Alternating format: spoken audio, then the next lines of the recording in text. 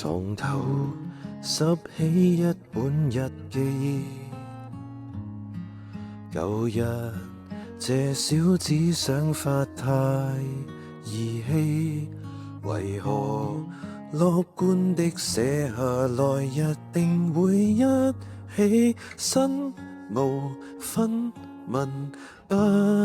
似預期，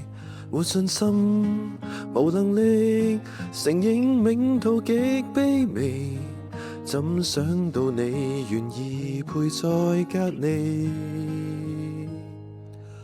我並未忘記24、25那年紀，誰亦提示你別隨便揀我，請愛惜自己。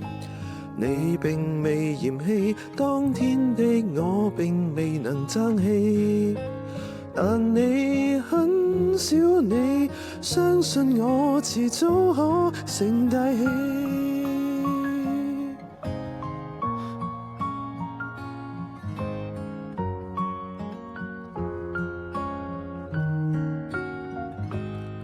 從來未懂得呵護你，但是你偏懂得替我打氣。從前自卑的感受如何承載得起，怎都不覺煩，伴在隔離，或你不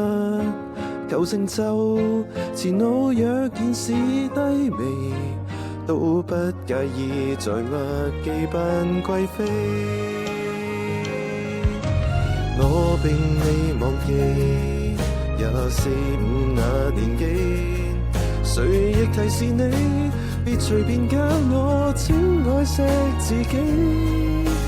你並未嫌棄當天的我，並未能爭氣，但你很少你